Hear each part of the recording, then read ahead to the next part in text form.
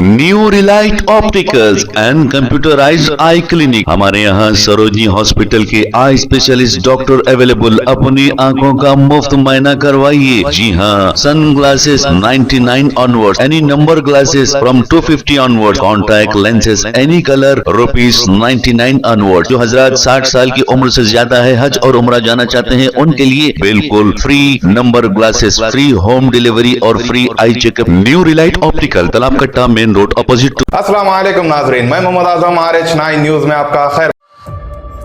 Investigation team को उनका tent तो मिला, लेकिन ये फटा हुआ था। टेंट का कपड़ा अंदर से किसी ने फाड़ा था, क्योंकि उसके धागे बाहर की तरफ निकले हुए थे। ऐसा मालूम हो रहा था कि अंदर मौजूद हाइकर्स डर के मारे टेंट फाड़ कर भागे हैं। कुछ फुटप्रिंट्स भी देखे गए। जूतों और नंगे पांव के निशानात बर्फ में छपे हुए थे।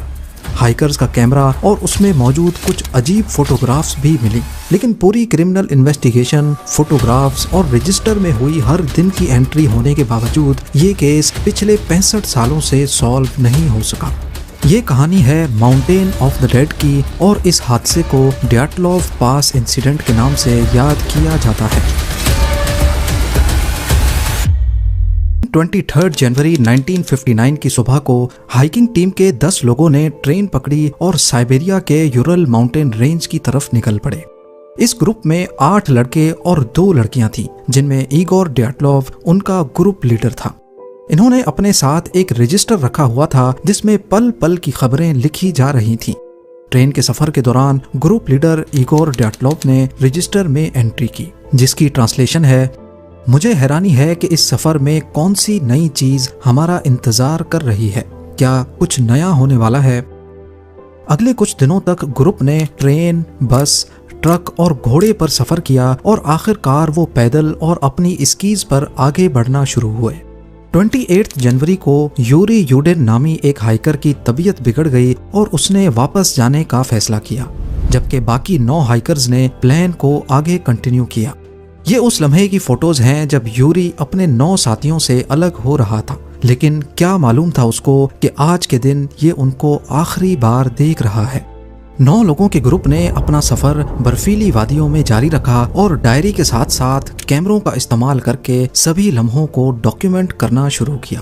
मिलने वाली फोटोज और रजिस्टर एंट्रीज में जो कुछ लिखा था वो अभी तक तो बिल्कुल नॉर्मल लग रहा था। 1 फरवरी को वो एक पहाड़ के बॉटम पे पहुंचे, जिसको वहां के लोकल लोग माउंटेन ऑफ द डेड के नाम से जानते हैं। उन्होंने पूरा दिन उस पहाड़ पर चढ़ते हुए गुजारा और आखिरकार पहाड़ की चोटी से चंद मीटर्स पहले कैंप लगाने का फैसला किया। ये वो चंद आखिरी तस्वीरें हैं जो उनके कैमरे से मिली, और उसी वक्त जो रजिस्टर में आखिरी एंट्री हुई उसमें जो लिखा था उसकी ट्रांसलेशन है, इंसानी बस्तियों से सैकड़ों किलोमीटर दूर तेज हवाओं के साथ पहाड़ों पर इस तरह के सुकून का तसव्वुर करना भी मुश्किल है। यहाँ तक जो कुछ हुआ वो सब कुछ उनके रजिस्टर में लिखा हुआ मिला, लेकिन इसके बाद क्या हुआ ये किसी को भी मालूम नहीं। इस एक्सपीडिशन में इनको टोटल 16 दिन लगने थे। वो पीछे अपने दोस्तों और फैमिली मेंबर्स को ये बताकर निकले थे कि वापस नीचे आकर टेलीग्राफ के जरिए अपनी खैरियत की इत्तला देंगे।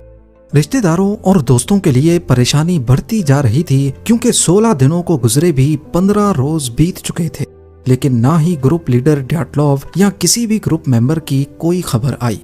आखिरकार वॉलंटियर्स का एक ग्रुप तैयार किया गया, जो 26 फरवरी को खोए हुए हाइकर्स का कैंप पहाड़ की स्लोप पर तलाश करने में कामयाब हो गए। ये कैंप देखकर अंदाजा लगाना मुश्किल नहीं था कि यहाँ कुछ भयानक रूप से गलत जरूर हुआ है। टेंट बर्फ की पतली लेयर से ढका हुआ था और उसके अंदर हाइकर्स का साजो सामान बिल्कुल ठीक हालत में पड़ा था, लेकिन टेंट का कपड़ा अंदर से चाकू की मदद से फाड़ा गया था। ऐसा महसूस होता है कि शायद टेंट के अंदर कुछ गड़बड़ हुई है, जिसने उनको टेंट फाड़कर भागने पे मजबूर किया। अगले दिन आसपास हाइकर्स की तलाश शुरू कर दी गई। फटे हुए टेंट की ओपनिंग के पास ही कुछ फुटप्रिंट्स बर्फ में छपी हुई थी, जो पहाड़ से नीचे की ओर जा रही थी। इन फुटप्रिंट्स में कुछ जूतों के निशानात थे और कुछ नंगे पांव के। आपको यहाँ बताते चलें कि पुरसुकून अंदाज में चलने से फुटप्रिंट्स करीब करीब बनते हैं, और यहाँ पर भी इन्वेस्टिगेशन टीम को लंबे लंबे कदमों के नहीं बल्कि नॉर्मल कदमों के निशानात देखने को मिले। कदमों के निशानात करीब 500 मीटर तक बर्फ में छपे हुए थे, लेकिन उसके बाद वो कहीं गायब हो गए। शायद बाद में पड़ने वाली बर्फ ने उनको छुपा दिया था। इन्वेस्टिगेशन टीम इन फुटप्रिंट्स की डायरेक्शन में आगे बढ़ती रही और थोड़ी देर बाद वो एक देवदार के पेड़ तक पहुंच गए। यहाँ पर उनको एक बुझी हुई बॉन फायर के निशानात मिले और साथ ही यूरी क्रिवोनिशेंको और यूरी डोरोशेंको की जमी हुई डेड बॉडीज भी मिली।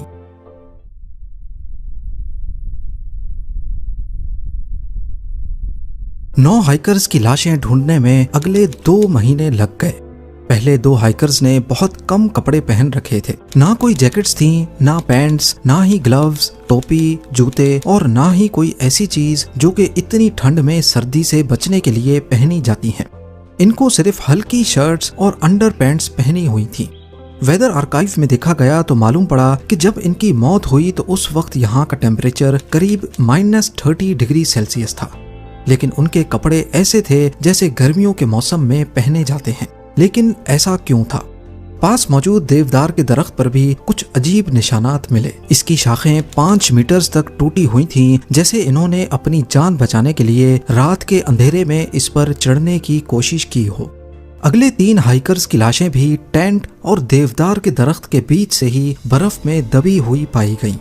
ये लोग पिछले वाले 2 के मुकाबले में कुछ न कुछ गर्म कपड़ों में पाए गए, लेकिन इन्होंने भी जूते और ग्लव्स नहीं पहन रखे थे। इन 3 हाइकर्स की डायरेक्शन टेंट की तरफ थी कि जैसे ये नीचे जंगल से ऊपर टेंट की तरफ जा रहे हों, लेकिन बीच में ही हिम्मत हार कर दम तोड़ गए। इनकी बॉडी पर कुछ जख्मों के निशानात पाए गए, लेकिन डॉक्टर्स ने इन 5 की मौत की वजह हाइपोथर्मिया बताई, यानी वो कंडीशन जिसमें ज्यादा वक्त ठंड में रहने की वजह से बॉडी की सारी गर्माइश निकल जाती है। आखिरी के 4 हाइकर्स की बॉडीज जंगल की एक चट्टान के नीचे से बरामद हुई। इनकी एग्जैक्ट लोकेशन उसी देवदार के दरख्त से 75 मीटर्स ऑपोजिट डायरेक्शन में थी। इनमें से 3 को गहरी चोटें लगी थी, 1 का सर फटा हुआ था और 2 की पसलियां टूटी हुई थी। मेडिकल एग्जामिनर का ख्याल है कि ऐसी चोटें किसी इंसानी या जानवरों के हमले की वजह से नहीं पहुंच सकती। उनका ख्याल है कि ये किसी ऊंची जगह से गिरे हैं। जानवर के हमले का नाम इस वजह से लिया गया क्योंकि इनमें से 2 जनों की आंखें निकली हुई थीं और लड़की की जबान गायब थी। सबसे हैरानी की बात यह थी कि क्राइम सीन से मिलने वाली 2 टी-शर्ट्स और 1 पैंट ऐसी थी जिस पर रेडियो एक्टिव मटेरियल लगा हुआ था। पहले तो ये समझकर इन्वेस्टिगेशन हो रही थी कि शायद इनको किसी ने मारा है, इनका मर्डर हुआ है। लेकिन 28 मई को ये क्रिमिनल केस बंद कर दिया गया क्योंकि देखने में ऐसा कोई सबूत नहीं था जिससे ये जाहिर हो कि इनका मर्डर हुआ है या फिर इन्होंने आपस में ही एक दूसरे को मारा है। तो आखिर इन 9 लोगों के साथ हुआ क्या था? टेंट का दरवाजा छोड़कर उसको फाड़कर बाहर निकलने का क्या मतलब है? ऐसी भी क्या इमरजेंसी हो गई थी कि टेंट को चाकू से फाड़कर सबको बाहर निकलना पड़ा? ये इमरजेंसी जो भी थी टेंट से निकलते ही खत्म हो गई क्योंकि उनके कदमों के निशानात भागने वाले निशानात नहीं थे। यानी टेंट में जो खतरा था वो बाहर निकलते ही टल गया और वो रिलैक्स होकर चलने लगे।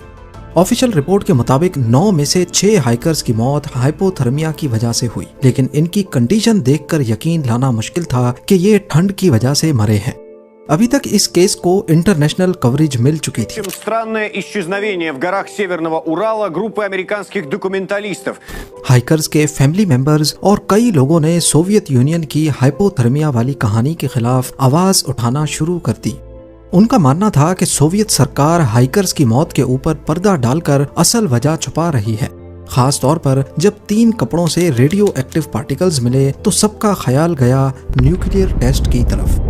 ये सोवियत यूनियन और अमेरिका के दरमियान कोल्ड वॉर का दौर था और सिर्फ चंद साल पहले ही अमेरिका ने हिरोशिमा और नागासाकी पर न्यूक्लियर बॉम्ब्स गिराकर दुनिया को अपनी ताकत की एक झलक दिखाई थी।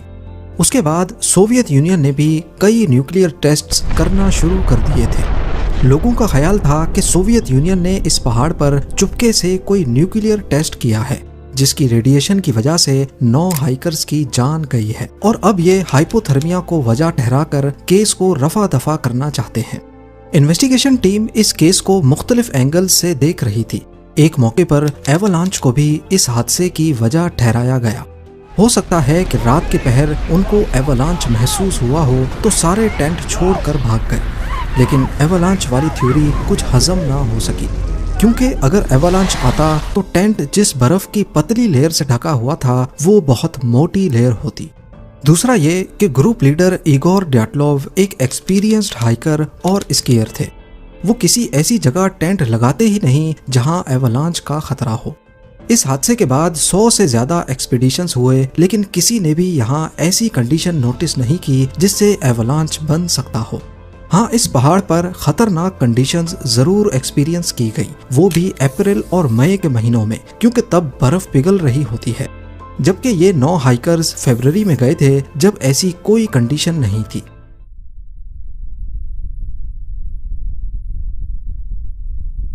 ये है एक हाइकर के कैमरा से खींची गई सबसे आखिरी फोटो, जो उसी रात को खींची गई थी जब ये हादसा हुआ था। ऐसा मालूम होता है कि ये किसी लाइट की फोटो है जो अंधेरे में कैमरा का लेंस सही से फोकस नहीं कर पाया।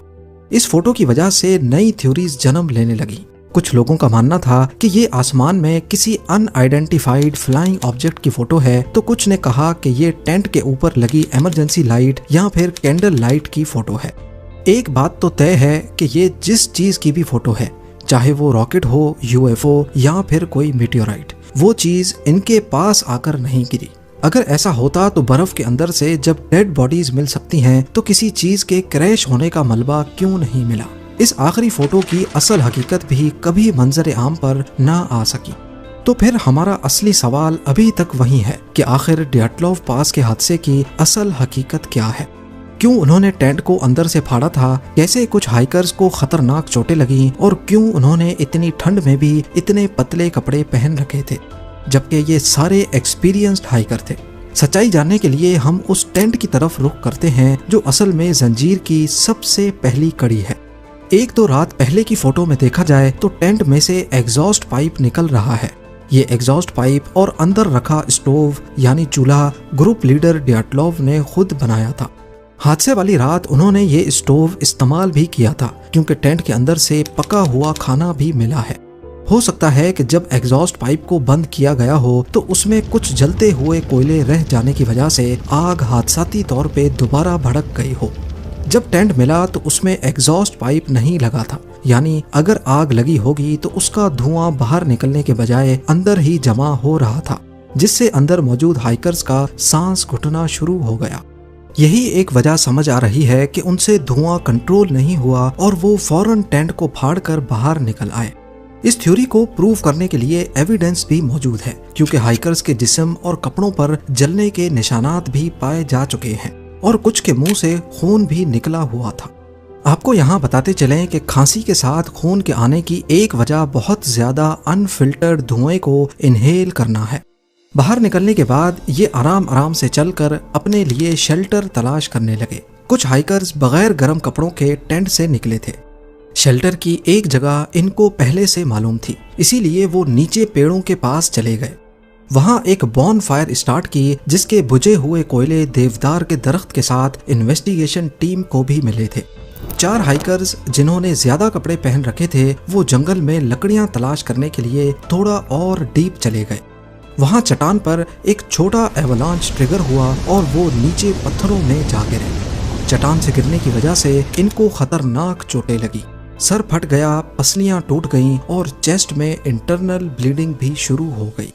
2 हाइकर्स जिन्होंने कम कपड़े पहन रखे थे वो देवदार के दरख्त के पास ही मौजूद थे। बचे हुए 3 हाइकर्स वापस टेंट की तरफ चढ़ते हुए एग्जॉस्ट होकर वहीं फ्रीज हो गए, जबकि बॉन फायर के साथ बैठे 2 हाइकर्स भी बुझी हुई आग की वजह से फ्रीज होकर दम तोड़ गए। रही बात रेडियो एक्टिव पार्टिकल्स की, तो आपको बताते चलें कि हर चीज थोड़ी बहुत रेडियो एक्टिव होती है, लेकिन ये कपड़े जरूरत से ज्यादा रेडियो एक्टिव थे।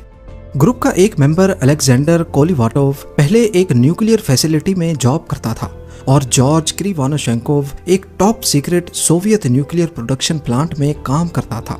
मिलने वाले रेडियो एक्टिव कपड़े इन दोनों हाइकर्स के ही थे, जबकि बाकी सबके कपड़ों से नॉर्मल क्वांटिटी में रेडियो एक्टिव एलिमेंट्स मिले। और वो हाइकर्स जिनके बॉडी पार्ट्स मिसिंग थे हो सकता है जब उनको चोटें लगी और वो अपनी जिंदगी की बाजी लड़ रहे थे तब उन पर जंगली जानवरों ने हमला किया हो। इस हादसे को आज 65 साल गुजर चुके हैं। 10 मेंबर्स के ग्रुप में से सिर्फ यूरी यूडेन बचे थे जिन्होंने एक्सपीडिशन को तबीयत खराब होने की वजह से छोड़ा था। उनकी नेचुरल मौत 76 इयर्स की एज में 27 अप्रैल 2013 को हुई। नाजरीन इजाजत दीजिए और बने रहिए हम सब की आवाज RH9 न्यूज के साथ। चैनल को सब्सक्राइब कीजिए, वीडियो को लाइक कीजिए, जितना हो सका ज्यादा से ज्यादा शेयर कीजिए। खुदा